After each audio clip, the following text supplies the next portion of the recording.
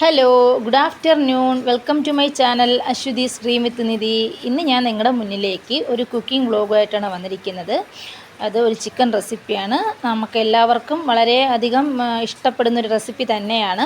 മറ്റൊന്നുമല്ല, നമ്മുടെ ചിക്കൻ ചുക്കയുടെ റെസിപ്പിയാണ് ഞാൻ നിങ്ങളുടെ മുന്നിലേക്ക് ഇന്ന് ഷെയർ ചെയ്യാനായിട്ട് പോകുന്നത്. വളരെ ഈസി ടു കുക്കാണ്. അപ്പോഴത്തേക്ക് വളരെ ടേസ്റ്റി ആയിട്ടുള്ളൊരു ഡിഷ് തന്നെയാണ് നമ്മുടെ ചിക്കൻ ചുക്ക എന്ന് പറയുന്നത്. നമുക്ക് പെറോട്ടയ്ക്കൊപ്പവും ചപ്പാത്തിക്കൊപ്പവും ചോറിനൊക്കെ ഒപ്പം വളരെ ടേസ്റ്റി ആയിട്ട് സെർവ് ചെയ്യാൻ പറ്റുന്ന ഒരു ചിക്കൻ ചുക്കയുടെ റെസിപ്പിയാണ് ഞാൻ നിങ്ങളുടെ മുന്നിലേക്ക് ഇപ്പോഴത്തേക്ക് പറയാനായിട്ട് പോകുന്നത്. അപ്പം നമുക്ക് നമ്മുടെ വീഡിയോയിലേക്ക് പോകാം. ചിക്കൻ ചുക്ക തയ്യാറാക്കാനായിട്ട് ഞാനിവിടെ ഏകദേശം 1 കിലോയോളം അളവിന് ചിക്കനാണ് എടുത്തിരിക്കുന്നത്. മീഡിയം സൈസിലുള്ള ചിക്കനാണ് എടുത്തിരിക്കുന്നത്. നമുക്കിതിലേക്ക് 1/4 കപ്പോളം തൈര് ചേർക്കാം. അതിനുശേഷം 1 ടീസ്പൂണോളം ഉപ്പ് ചേർത്തിട്ടുണ്ട്. പിന്നീട് 1/4 ടീസ്പൂണിന് താഴെ മാത്രം മഞ്ഞൾപ്പൊടിയാണ് ചേർക്കുന്നത്. മഞ്ഞൾപ്പൊടി വളരെ കുറച്ച് മാത്രം ചേർത്താൽ മതിയാവും. എന്നിട്ട് നന്നായിട്ടൊന്ന് ഇളക്കി റെസ്റ്റ് ചെയ്യാനായിട്ട് വെക്കണം. ഞാനിവിടെ ചിക്കൻ തൈരും മഞ്ഞൾപ്പൊടി ഉപ്പും ചേർത്ത് നന്നായിട്ട് ഇളക്കി യോജിപ്പിച്ചിട്ടുണ്ട്. ഇനി ഒരു അരമണിക്കൂറത്തേക്ക് മാരിനേറ്റ് ചെയ്യാനായിട്ട് അടച്ചു വയ്ക്കാം. അപ്പോഴേക്കും നമുക്ക് നമ്മുടെ മസാലയൊക്കെ ഒന്ന് തയ്യാറാക്കി എടുക്കാവുന്നതാണ്. അപ്പം ഞാനിവിടെ കടായി അടുപ്പത്ത് വെച്ചിട്ടുണ്ട്. കടായി നന്നായി ചൂടായതിന് ശേഷം ഞാനിതിലേക്ക് വെളിച്ചെണ്ണ ഒഴിച്ചു കൊടുക്കുകയാണ്. ഇതിലേക്ക് വെളിച്ചെണ്ണ നന്നായിട്ട് തിളച്ചതിന് ശേഷം ഏകദേശം ഞാനിവിടെ ഒരു 5 സവാളയാണ് എടുത്തിരിക്കുന്നത്. വലിയ അളവിലുള്ള 5 സവാളയാണ് എടുത്തിരിക്കുന്നത്. നമ്മുടെ ചിക്കൻ ചുക്ക ഉണ്ടാക്കാനായിട്ട് ഈ 5 സവാള സ്ലൈസ് ചെയ്ത് അരിഞ്ഞിരിക്കുകയാണ്. നീളത്തിന് കനം കുറച്ചാണ് അരിഞ്ഞിരിക്കുന്നത്. അത് നമുക്കിതിലേക്കിട്ട് തിളച്ച എണ്ണയിലേക്കിട്ട് ഒന്ന് വറുത്ത് കോരിയെടുക്കാം. വറുത്ത് കോരിയെടുത്തതിന് ശേഷം ആണ് നമ്മൾ ബാക്കിയിലോട്ട് ഇൻഗ്രീഡിയൻസൊക്കെ ചേർത്ത് കൊടുക്കുന്നത്. അപ്പോൾ നമ്മുടെ എണ്ണ നന്നായി ചൂടായി വന്നിട്ടുണ്ട്. നന്നായി ചൂടായ എണ്ണയിലേക്ക് ആദ്യം നമുക്കൊരു സവാള പീസ് ഇട്ട് നോക്കാം. അപ്പോഴത്തേക്ക് അറിയാൻ പറ്റാം. അപ്പം തിളച്ചെന്ന് നമുക്ക് മനസ്സിലാക്കാനായിട്ട് കഴിയും. ഇനി നമുക്ക് നമ്മുടെ സവാള അരിഞ്ഞു വെച്ചിരിക്കുന്ന സവാള ഇട്ട് കൊടുക്കാവുന്നതാണ്. തിളച്ച എണ്ണയിൽ മാത്രം സവാള ഇടാനായിട്ട് പ്രത്യേകിച്ച് ശ്രദ്ധിക്കണം. അതല്ലാന്നുണ്ടെങ്കിൽ നമ്മുടെ സവാള കുഴഞ്ഞു പോകുന്നതാണ്. ചെറുതായിട്ടൊന്ന് ഇളക്കി കൊടുക്കാം. എന്നിട്ട് നമുക്കിത് വറുത്ത് കോരാവുന്നതാണ്. നന്നായിട്ട് മൂത്തതിന് ശേഷം മാത്രമേ വറുത്ത് കോരാവൂ. ഇത് തീ കിടന്ന് വേവട്ടെ. ഏതാണ്ട് ഒരു പാകത്തിലാവാറായിട്ടുണ്ട്. ഒരു കാര്യം പ്രത്യേകം ശ്രദ്ധിക്കണം, സവാള ഒന്ന് ഇടയ്ക്കിടയ്ക്കൊന്ന് മറിച്ചിട്ട് കൊടുത്തിരിക്കണം. എന്നാൽ മാത്രമേ എല്ലായിടവും ഒരുപോലെ ഫ്രൈ ആയി കിട്ടുകയുള്ളൂ. അപ്പോൾ ഏതാണ്ട് നമുക്കിത് കോരി എടുക്കാവുന്നൊരു പരുവായിട്ടുണ്ട്. അപ്പം ഗൈസ്, നമ്മുടെ സവാള ഈ ഒരു പരുവത്തിലാണ് വറുത്ത് കോരേണ്ടത്. ഇതിപ്പോൾ ഏതാണ്ട് ഫ്രൈ ആയിട്ടുണ്ട്. നമുക്കിത് വറുത്ത് കോരാവുന്നതാണ്. ഈ ഒരു പരുവത്തിനാണ് നമുക്ക് നമ്മുടെ സവാള വറുത്ത് കോരേണ്ടത്, ഫ്രൈ ചെയ്ത് കോരേണ്ടത്. ഇത് നമ്മളൊന്ന് വിടർത്തി ഒന്ന് വയ്ക്കാനായിട്ട് ശ്രദ്ധിക്കണം, അതല്ലെങ്കിൽ കുഴഞ്ഞു പോവും. ഇത് നന്നായിട്ട് ഒന്ന് തണുത്തതിന് ശേഷം നമുക്കൊന്ന് കൈകൊണ്ടൊന്ന് ഞവടിയൊന്ന് പൊടിച്ചെടുക്കാവുന്നതാണ്. അപ്പോഴത്തേക്ക് ഞാൻ ഇതൊന്ന് തണുക്കണം. ആ സമയം കൊണ്ട് നമ്മുടെ കൂട്ടൊക്കെ ഒന്ന് തയ്യാറാക്കാനായിട്ട് പോവുകയാണ്. നമുക്ക് ഇതിലേക്ക് ആവശ്യമായിട്ടുള്ള മസാലക്കൂട്ടൊക്കെ ഒന്ന് ചേർത്തെടുക്കാം. അതിനായിട്ട് ഞാനൊരു പാത്രം അടുപ്പത്ത് വെച്ചിട്ടുണ്ട്. അത് ചൂടായതിന് ശേഷം അതിലേക്ക് ഒരു 2 ടേബിൾ സ്പൂൺ എണ്ണ ഒഴിക്കുകയാണ്. ചൂടായ ശേഷം ഞാനിതിലേക്ക് ഏകദേശം 1/2 ടേബിൾ സ്പൂൺ അളവിന് ഇഞ്ചി ചതച്ചത്, 1 ടേബിൾ സ്പൂൺ അളവിന് നമ്മുടെ വെളുത്തുള്ളി ചതച്ചത് ഇട്ടിട്ടുണ്ട്. പിന്നെ ഇതിലേക്ക് ഒരു 3 പച്ചമുളക് നീളത്തിൽ അരിഞ്ഞത് ഇട്ടിട്ടുണ്ട്. എന്നിട്ട് നന്നായിട്ടൊന്ന് ലോ ഫ്ലെയിമിൽ വെച്ചിട്ട് ഒന്ന് ഇളക്കി കൊടുക്കുകയാണ്. അപ്പോൾ നമ്മുടെ ഇഞ്ചി വെളുത്തുള്ളി പേസ്റ്റും പച്ചമുളകും കൂടെ അതിൻ്റെ കളറൊക്കെ ഒന്ന് ചേഞ്ച് ആവണ വരെ ഏതാണ്ടൊന്ന് കൊടുക്കുകയാണ്. വഴറ്റി കൊടുത്തതിന് ശേഷം നമ്മളിനി ഇതിലേക്ക് ചേർക്കാനുള്ളത് 2 തക്കാളിയാണ്. 2 തക്കാളി അരിഞ്ഞതിലേക്ക് ചേർത്ത് കൊടുക്കുകയാണ്. ഇതും കൂടെ ഒന്ന് നന്നായിട്ടൊന്ന് വഴറ്റിയെടുക്കുകയാണ്.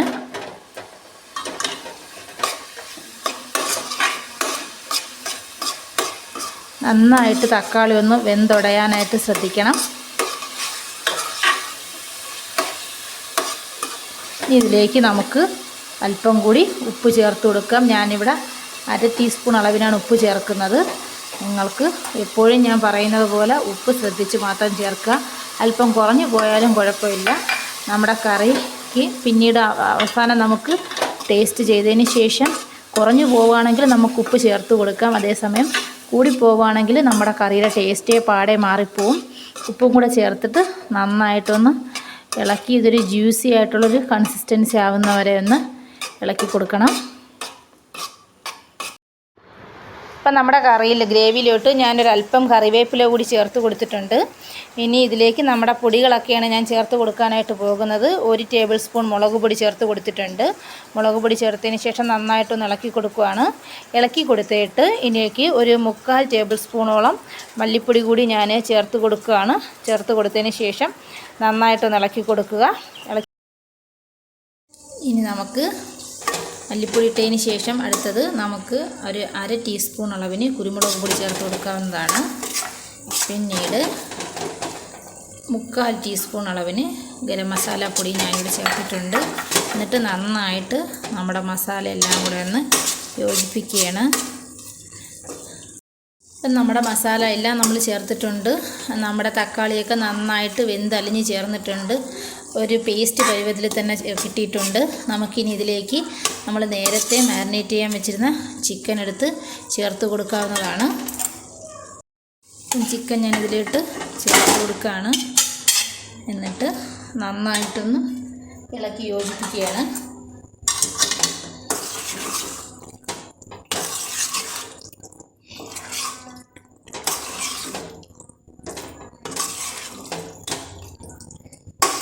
നമ്മുടെ ചിക്കൻ ഈ പീസ് ഇതിലോട്ടിട്ട് നന്നായിട്ട് ഇത് മസാലയൊക്കെ ഒന്ന് മിക്സ് ചെയ്ത് യോജിപ്പിച്ച് ചേർത്തിട്ടുണ്ട്.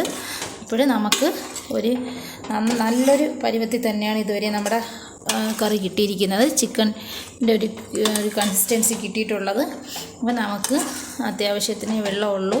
വേണമെങ്കിൽ ഒരല്പം വെള്ളം ഇതിലേക്ക് ചേർക്കേണ്ട കാര്യമില്ല. ചിക്കന് ആൾറെഡി വെള്ളമാണ്. അത് വേവുന്നതനുസരിച്ച് വെള്ളം മാർന്ന് ചേർന്നോളും. അപ്പോൾ ഒരു 15 മിനിറ്റോളം നമുക്കൊന്ന് അടച്ചു വെച്ച് വേവിക്കാനായിട്ട് അനുവദിക്കാം. അതിനുശേഷം ഇതിന് നമുക്ക് ഇടയ്ക്കിടയ്ക്ക് നോക്കി കൊടുക്കണം. ഇടയ്ക്കിടയ്ക്ക് അടപ്പ് തുറന്ന് ഇളക്കി കൊടുക്കേണ്ടതാണ്. അതല്ലെന്നുണ്ടെങ്കിൽ നമ്മൾ ഉദ്ദേശിക്കുന്ന ഒരു പാകത്തിന് കിട്ടത്തില്ല. ഇപ്പോൾ എന്തായാലും ഇതിൻ്റെ അകത്ത് വെള്ളം ഉണ്ടല്ലോ, അതുകൊണ്ട് നമുക്കൊരു 15 മിനിറ്റോളം മീഡിയം ഫ്ലെയിമിൽ വേകാനായിട്ട് വയ്ക്കാം. എന്നിട്ട് ഇടയ്ക്ക് അടപ്പ് തുറന്ന് നമുക്കൊന്ന് ഇളക്കി കൊടുക്കാം. അപ്പോൾ നമ്മുടെ ചിക്കൻ ഏതാണ്ട് പാകമായി കഴിഞ്ഞു. നമുക്കിനി ഇതിൻ്റെ അകത്തേക്ക് നമ്മുടെ ഉള്ളി ഫ്രൈ ചെയ്ത് വെച്ചിരിക്കുന്നത് ഒന്ന് കൈകൊണ്ടൊന്ന് പൊടിച്ച് വെച്ചിട്ടുണ്ട്, അതൊന്ന് ചേർത്ത് കൊടുക്കാവുന്നതാണ്. ഏകദേശം 15 മിനിറ്റ് കൂടുതൽ ഇത് വെന്തിട്ടുണ്ട് കേട്ടോ. അപ്പോൾ നമ്മുടെ ഉള്ളി ഞാനൊന്ന് ചേർത്ത് കൊടുക്കുകയാണ്. ഞാൻ എൻ്റെ കൈ കൊണ്ടൊന്ന് ഞവടി പൊടിച്ചിട്ടുണ്ട്. എന്നിട്ട് ഇതൊന്ന് നന്നായിട്ടൊന്ന് ഇളക്കി യോജിപ്പിച്ച് കൊടുക്കുകയാണ്. ചിക്കനൊന്ന് ഇളക്കി യോജിപ്പിച്ചിട്ടുണ്ട്. ഉള്ളിയായിട്ട് ഫ്രൈ ചെയ്ത ഉള്ളിയായിട്ടൊന്ന് ഇളക്കി യോജിപ്പിച്ചിട്ടുണ്ട്. ഇതിലേക്കിനി നമുക്ക് ചേർക്കാനുള്ളത് ഒരു 1/2 ടീസ്പൂൺ കുരുമുളക് പൊടി. നേരത്തെ ഞാനൊരു 1/2 ടീസ്പൂൺ ചേർത്തിട്ടുണ്ട്, എന്നാൽ ഇനി ഒരു 1/2 ടീസ്പൂൺ കൂടെ ചേർത്ത് കൊടുക്കാം. പിന്നീട് നമുക്ക് 1/2 ടീസ്പൂൺ അളവിന് പെരുംജീരകത്തിൻ്റെ പൊടിയും കൂടെ ഞാൻ ചേർത്ത് കൊടുക്കുകയാണ്. എന്നിട്ട് നന്നായിട്ടൊന്ന് മിക്സ് ചെയ്ത് യോജിപ്പിക്കുകയാണ്. ഇനി നമുക്ക് നമ്മുടെ ചിക്കൻ നല്ലൊരു കൺസിസ്റ്റൻസി തന്നെ, ഒരു പരുവത്തിന് തന്നെ നമുക്ക് കിട്ടിയിട്ടുണ്ട്. നമ്മുടെ ചിക്കൻ ചുക്ക, സ്വാദിഷ്ടമായ ചിക്കൻ ചുക്ക ഇവിടെ തയ്യാറായി കഴിഞ്ഞിട്ടുണ്ട്. ഇത് നമുക്ക് ചോറിൻ്റെ കൂടെയൊക്കെ ഒരു ഡിഷായിട്ട് ഒരു കൂട്ടായിട്ട് ഉപയോഗിക്കാവുന്നതാണ്. ചോറിന് മാത്രമല്ല, ചപ്പാത്തിക്കും അപ്പത്തിനും എല്ലാത്തിനും നമുക്കിത് ഉപയോഗിക്കാം. നെയ്ച്ചോറിനൊക്കെ ആണെങ്കിലും വളരെ ടേസ്റ്റി ആയിരിക്കും. ഇനി നമുക്ക് നമ്മുടെ മല്ലിയിലയും കൂടെ ചേർത്ത് കൊടുക്കാവുന്നതാണ്. മല്ലിയില നിർബന്ധമില്ല, നിങ്ങൾക്ക് വേണമെങ്കിൽ ചേർത്ത് കൊടുത്താൽ മതിയാവും. മല്ലിയില ചേർത്തില്ലെങ്കിലും കുഴപ്പമില്ല. എനിക്ക് മല്ലിയിലയുടെ ഫ്ലേവറൊക്കെ ഒരുപാട് ഇഷ്ടമാണ്, അതുകൊണ്ട് ഞാനിവിടെ മല്ലിയില ചേർത്ത് കൊടുക്കുകയാണ്. എന്നിട്ട് 2 മിനിറ്റ് ലോ ഫ്ലെയിമിൽ ഇളക്കി കൊടുത്തിട്ട് 2 മിനിറ്റ് ലോ ഫ്ലെയിമിൽ ഇതിൽ കൂടെ ഒന്ന് വേകാനായിട്ട് അനുവദിക്കാം.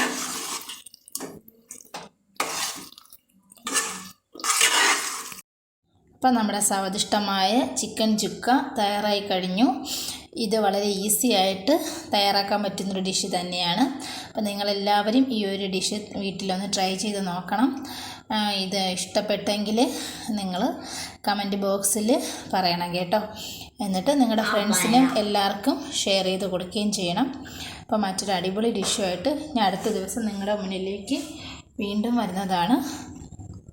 അതുവരേക്കും എല്ലാവർക്കും have a nice day to all. Good bye.